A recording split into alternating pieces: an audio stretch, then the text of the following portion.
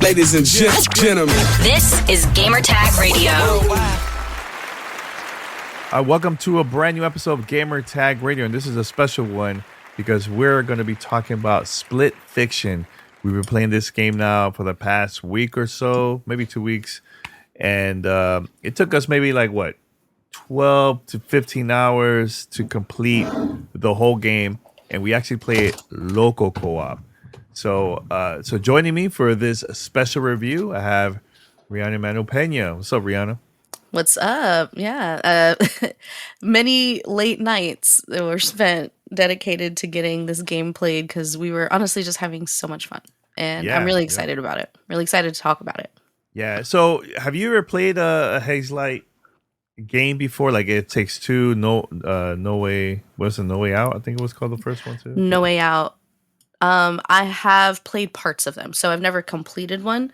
And simply because there's been an obvious focus on co-op functionality for their games, and it's kind of hard to get that time figured out with people. But this is my first time playing end to end. Yeah, and we play this co-op not online because originally we were like, oh, let's play it separately. But like, you know what? We do that all the time. Let's play it local to see how it is. And there was a lot of back and forth, a lot of laughs, a lot of frustration at some of the levels. It was a very interesting moment in the game there. But for me, there's two characters in the game. There's Mio and Zoe. So I was Zoe the whole time. So both of them are writers.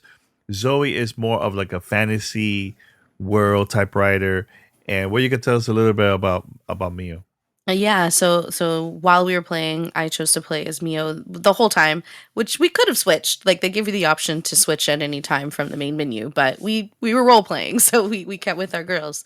And Mio is a bit of a mysterious character. She's got a lot going on under the surface, and it takes a while before you start to peel back some of those layers and see how her relationship with Zoe develops as they're playing through these very different worlds, right? Mio's main writing style and setting is sci-fi. So her levels look more like stuff we play in a lot of the games that you and I play in multiplayer. Whereas for Zoe, we see a lot more stuff that we tend to see in single player games. And it's just interesting how that dynamic is flipped a little bit because, as you said, Zoe's very open, very funny, very social. Mio's a little bit more closed off. So it's a fun juxtaposition that they play with in this game. Yeah, so a couple weeks ago, I had an opportunity to interview Joseph. He's the game director at Hazelight. And we talked a lot about the game. Make sure to listen to the previous episode of Gamertag Radio. And one of the things he said to me, he's like, look, I guarantee you there's stuff in this game that you have never experienced before. And after completing this with you, Ree, he's 100% right. Like, there was moments, and you remember my reaction, especially like towards like the final moments, like the final act of the game. I just went down like to the floor, like how they managed to do this. We had to stop the game. And look, there's not gonna be no spoilers here because I really want you guys to experience this yourselves. But man, and look, even in the beginning, in the middle of the game, like just throughout the whole game, there was a lot of wow moments for me. Was that the same for you, Ree? Yeah, there were definitely a lot of mechanics and, game design moments that were completely fresh and new and exciting. But similarly, there were a lot of callbacks and sort of references that I think a lot of seasoned gamers will appreciate. And, it's obviously very fresh and very new, but there's some moments that feel pretty nostalgic with the gameplay, which is fun. Like, again, like you said, there's no spoilers in this conversation, but Danny, even while we were playing, you would call out like, oh my gosh, this is just like blank game. And I was like, oh, okay, now I get it. And it was almost like a cheat code on how to get through that puzzle or that section. And God, I want to talk about it with spoilers so badly because there's so much cool stuff. So everybody out there, please play it. Find a friend and play it as quickly as possible so we can all talk about some of this stuff. But yeah, there were moments throughout the entire game where I just straight up laughed out loud, or I was like, oh my gosh, that's so fun or so cool. And, towards the end, obviously, as you get to know the characters a little bit more, there are more moving and touching moments. But throughout the entire play experience, there were things that I had either never seen before or never seen like this before, which, as somebody who's played a lot of video games, is pretty impressive to pull off. Yeah, and this is how I could compare this game to like other iconic games from back in the days. Like, playing, for me personally, like playing Tetris for the first time, playing Mario Brothers for the first time, or like a game like BioShock, Halo, for the first time. Games that it was a new IPs from like at that time, right? So playing this game reminded me of those moments. Like, wow, this is a game I'm never gonna forget. Years from now, we're still gonna be talking about it, because not only because of the story, the game mechanics, there was like a lot of like wow moments, and it was really cool experience that with you while playing this together. So I can't wait to see the reaction of the people once they start playing this game, because there's going to be a lot of conversations of about the side quest, which is I highly recommend you guys got to try that out. You almost have to do the side quest. You have to, please. You have to, and it's obvious because I think the majority of the game, not everything, but the majority of the game, your character is going to say, "Oh, look, a side quest." Like they're going to mention that, so that's very helpful, and especially for people that are going to start playing this for the first time. You never played a Hazelight game at all. This is going to be something where it's going to be very helpful. So, but anyways, like I was saying, I think people are going to be talking about this for a very, very long time. There's going to be some really cool reactions online. And I have to say, like, I'm still wondering how in the world Hazelight managed to do this game. Because here's the thing, and I'm not even talking about towards the end, but I'm talking about more like the game overall, because there's so many different mechanics in the game. Like, it doesn't feel repetitive, that I'm like, was there like different experts of different type of games in this? Because it was so well done. So well done. So go ahead. You were going to say something? Yeah, no, I'm just listening and agreeing and nodding my head because truthfully there's a lot of different types of games within this game. And as you mentioned, if you've never played a game from Hazelight before, this isn't the type of game where you're exploring every corner or picking up a bunch of loot boxes or, finding notes in the environment. Like, it's truly a go, go, go kind of game. It's almost like one long race, but obviously the pacing does have moments where it slows down. You get those character interaction moments, you get those story beats, you get literal benches that you can go sit on and just talk to each other, which are very, very beautiful moments.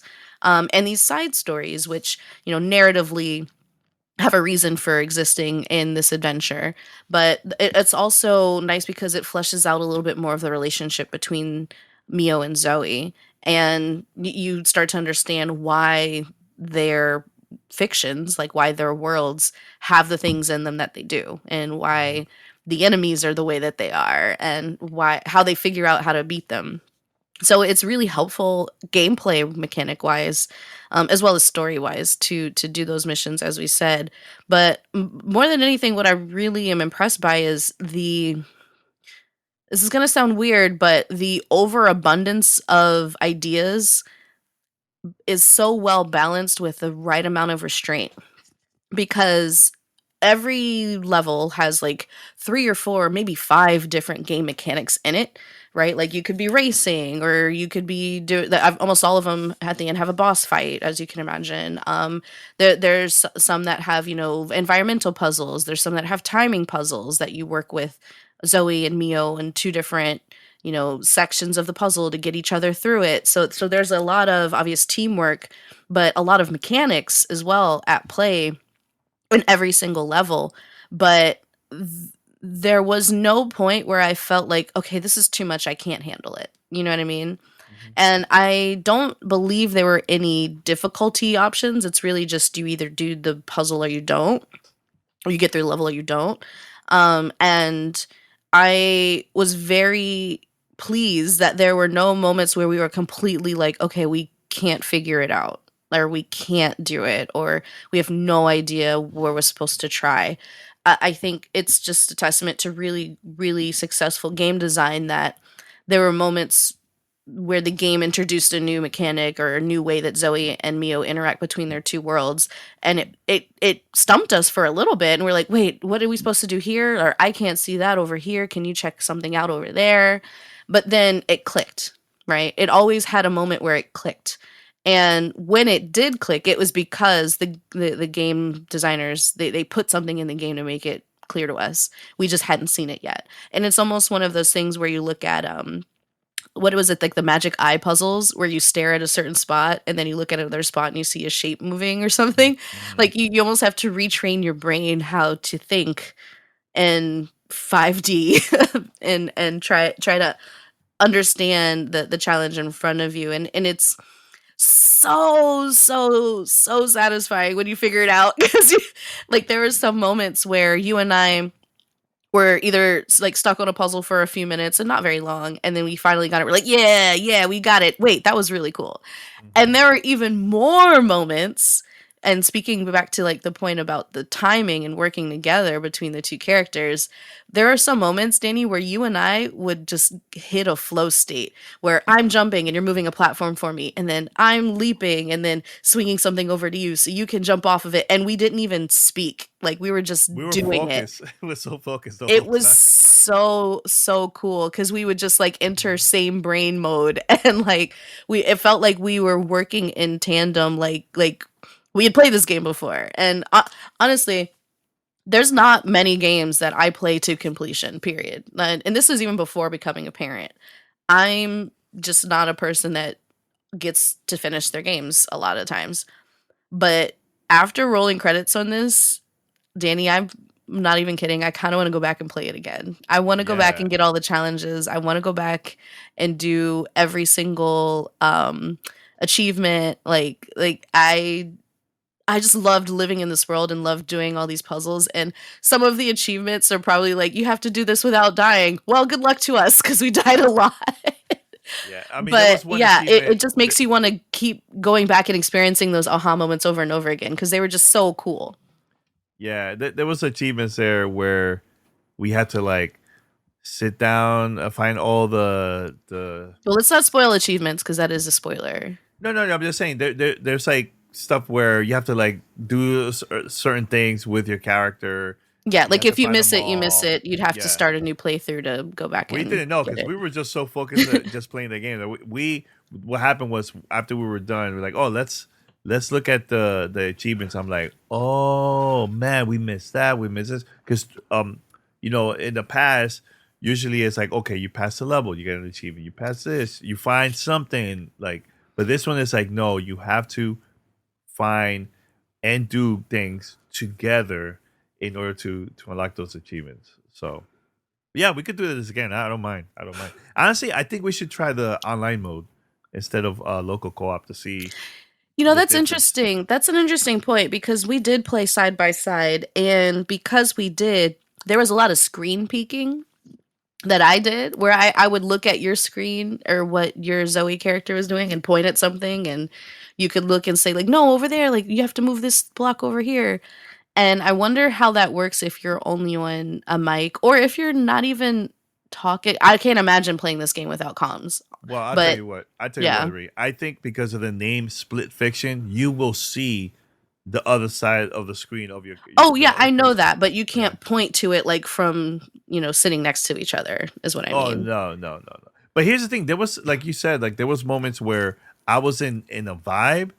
I was just playing, but you also was doing pretty good too, like with like certain things that we were doing. Of course, there was moments that we died and we came back and we started laughing, whatever. But there was moments where.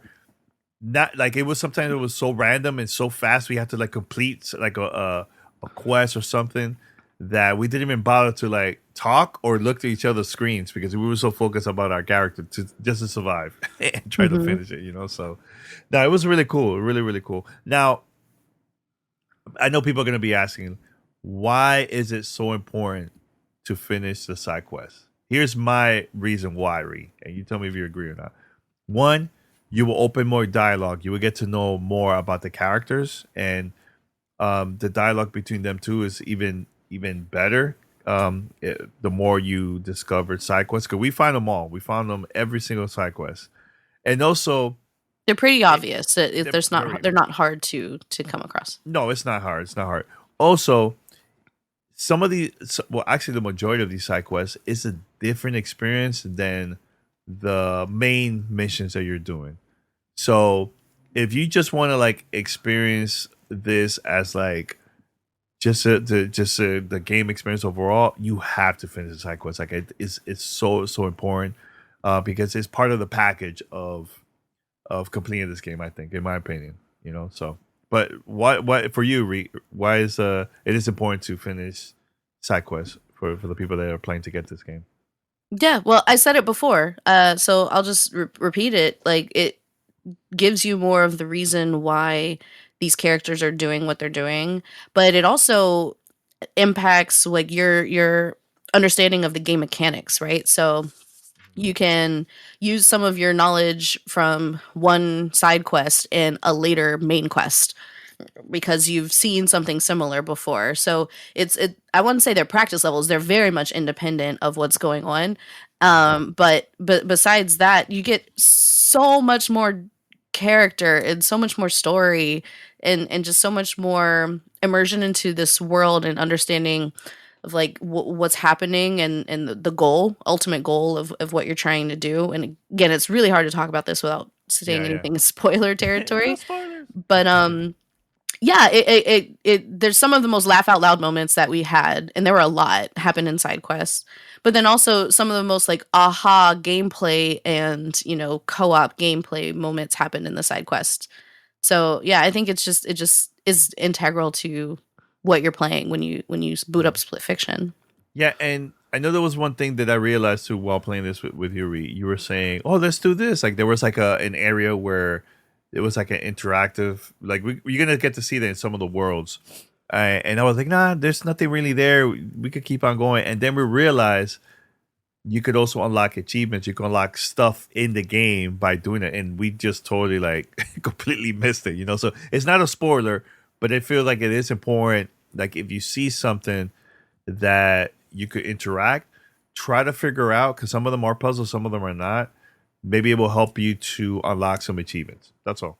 Yeah, just play around. And like I said, the game is like one long race. So if there's a moment where you can pause and breathe and just kind of enjoy these really creative worlds that Zoe and Mio have created for you to play, do it. Explore, experiment, poke around. There's not a lot of spots to do it, so it's not like you're spending a bunch of time not progressing the action or the story.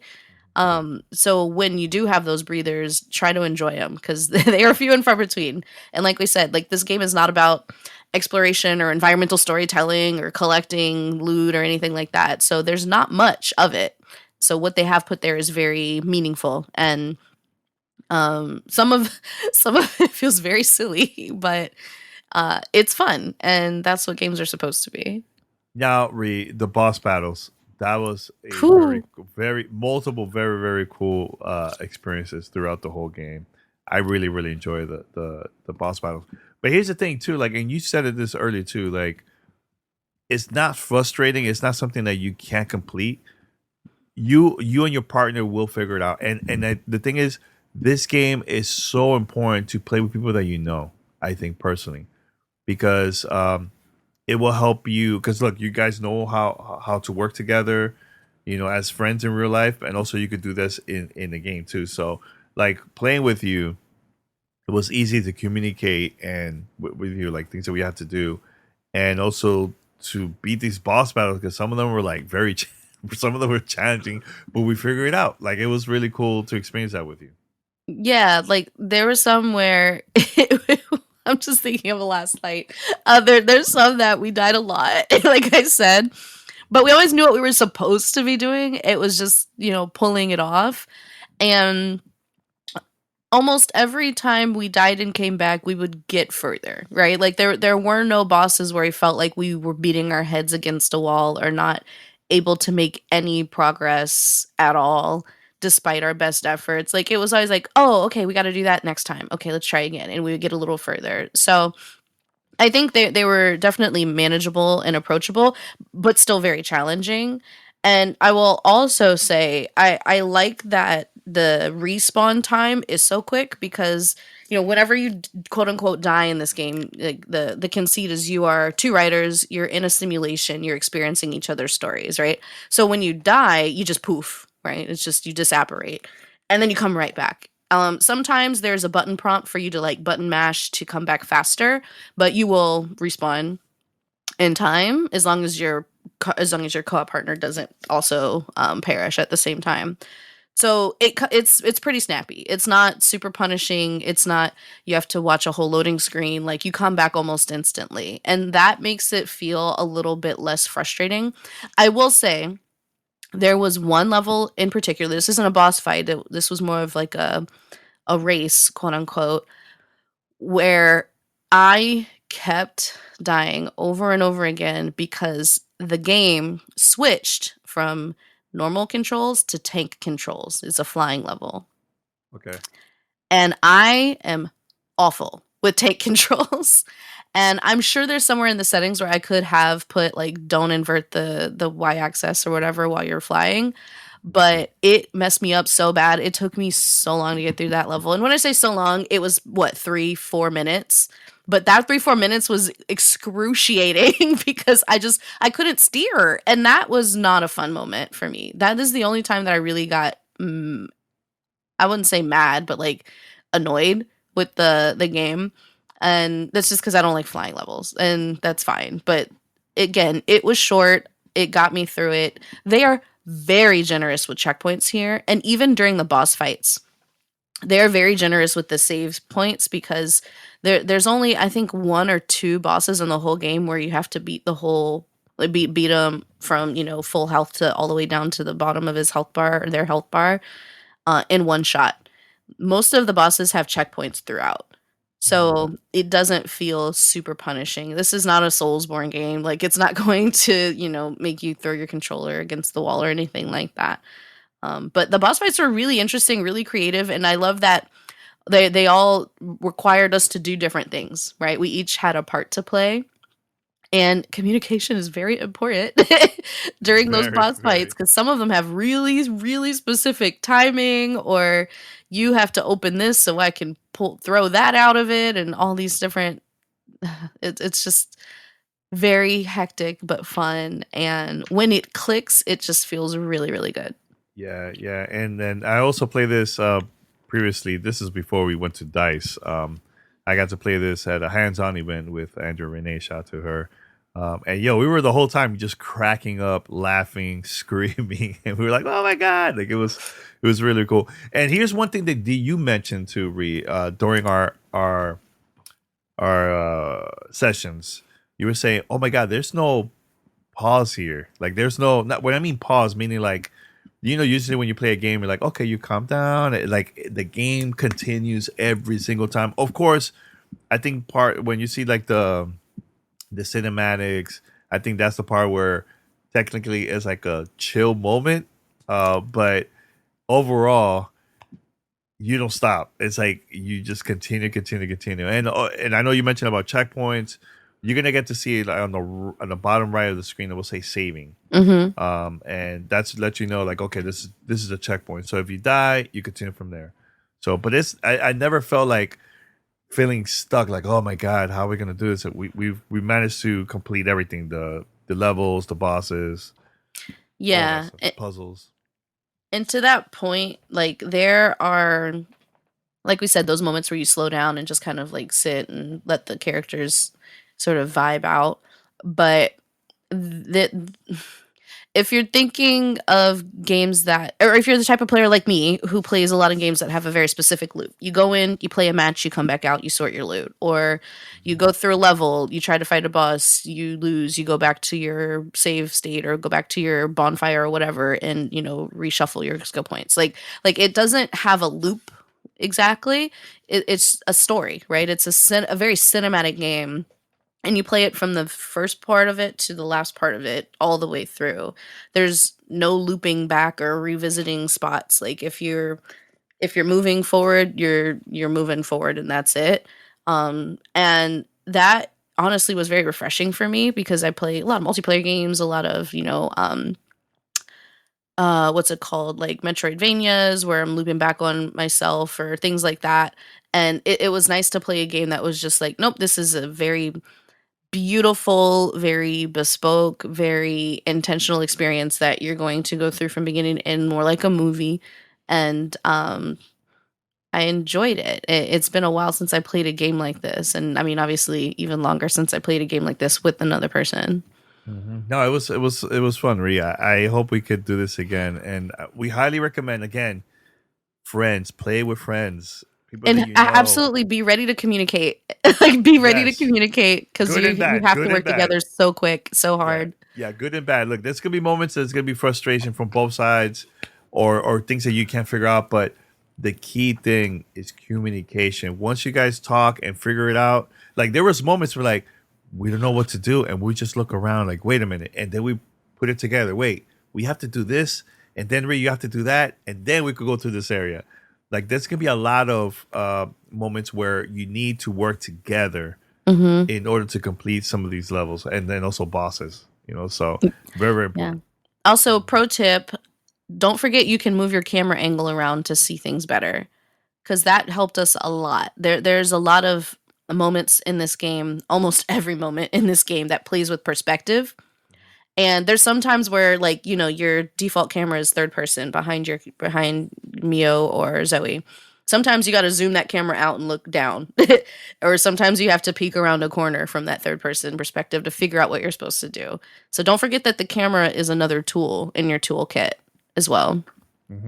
One last thing I do want to mention, because this is very important, that there is a friend code, meaning if let's say you want to play with somebody that wants to play with you this game, you could do it. You can send to them, and they will have access to the whole game, and they could play with you. Now, here's even the cool part that wasn't available in the previous games on that the studio made, No Way Out and It Takes Two.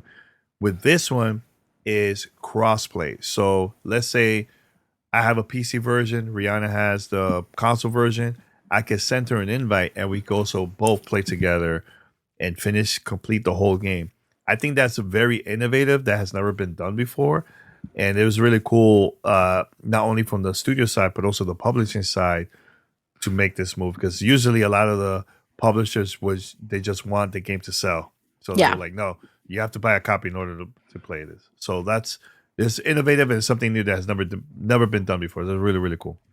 Very cool. This is also, and I don't say this a lot, especially not for a game that requires you to play with somebody else, which is really hard to figure out for a lot of people.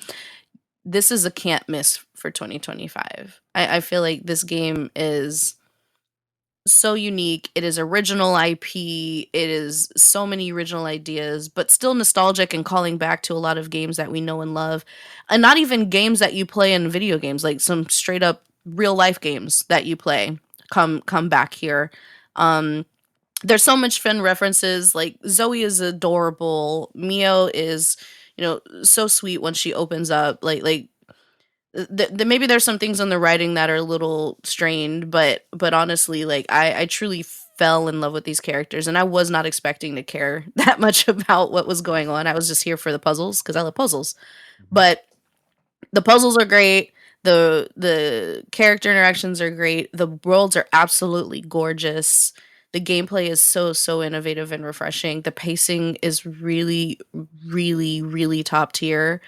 And like for two parents who have been exhausted for the last year and a half to play every single night because they couldn't get enough of this game. Like literally, we rolled credits at what, like 1 a.m. or something? Like because we just 1:30, wanted to 1:30 finish. actually, 1:30. Like Last night I was like, we have to go to bed. that tells you a lot, right? And there's not a lot of games I'll stay up late for, and this is one of them. And I just hope everybody gets a chance to try it and really give it your all. Like it took maybe what 12, 15 hours total to do everything. And I think if you have the ability, please make room for this game. It's incredible. Now, last thing before we wrap it up, I personally think this should be contender for game of the year.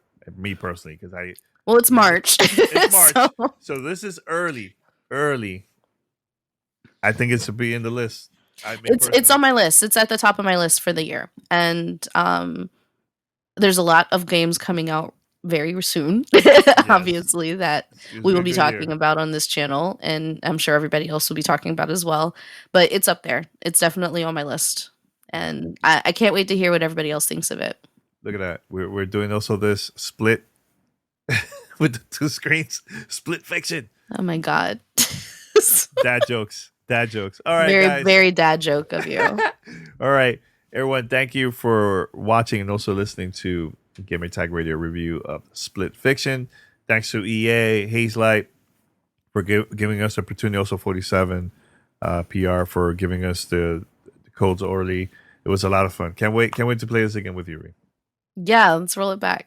Let's do it. All right, everyone. Head over to GamertagRadio.com. Listen to our past episodes. Also, you can send us an email at fanmail@gamertagradio.com. Let us know your thoughts. Also, if you're listening to through Spotify or any other podcast, subscribe, post comments. You could submit questions there too, or let us know in the Discord channel.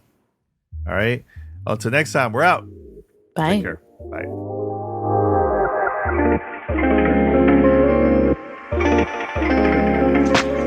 Thanks for listening to Gamertag Radio. Be sure to like us on Facebook and follow us on Twitter.